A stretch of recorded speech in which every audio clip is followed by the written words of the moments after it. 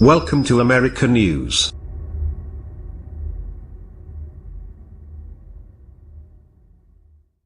Media playback is unsupported on your device. Media captionWhat would a war look like? North Korea's foreign minister has accused U.S. President Donald Trump of declaring war on his country and said Pyongyang had the right to shoot down U.S. bombers.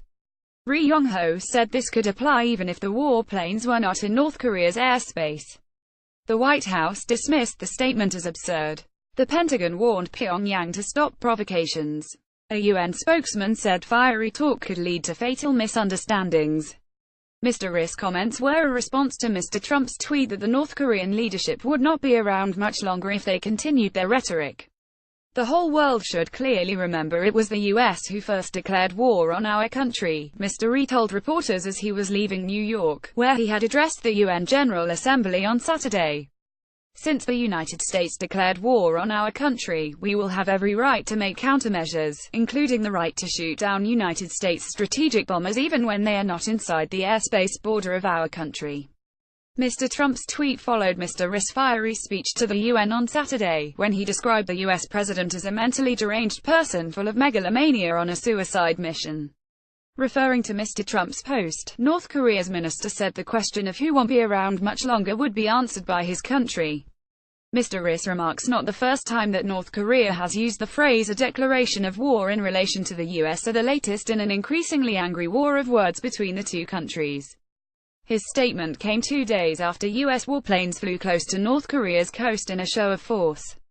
Media playback is unsupported on your device. Media caption Sarah Sanders. Frankly, the suggestion is absurd. Pentagon spokesman Colonel Robert Manning reacted by saying if North Korea does not stop their provocative actions, we will make sure that we provide options to the president to deal with North Korea.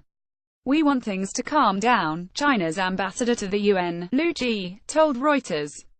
It's getting too dangerous and it's in nobody's interest. Stéphane Dujarric, a spokesman for UN Secretary-General Antonio Guterres, said fiery talk can lead to fatal misunderstandings. The only solution for this is a political solution, he added. Media playback is unsupported on your device. Media caption Ri Yong-ho says Donald Trump declared the war on our country despite weeks of tension. Experts have played down the risk of direct conflict between the two.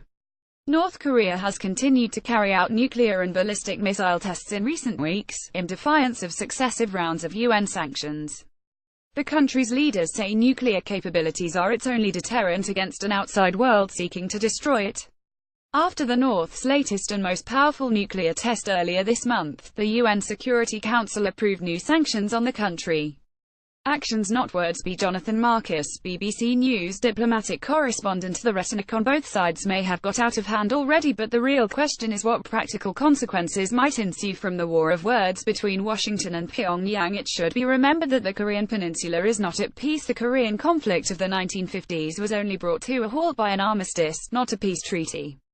But it is actions that are likely to provoke renewed fighting, not just words. The latest North Korean threat to shoot down U.S. warplanes comes in the wake of a recent U.S. patrol that took its B-1B Lancer bombers and their accompanying F-15 fighter escorts over waters to the east of North Korea. The furthest north U.S. warplanes have flown for several months, albeit still outside Pyongyang's airspace. The U.S. believes it has every right to do this, but if one day Pyongyang judges that these aircraft are on an offensive mission, what then?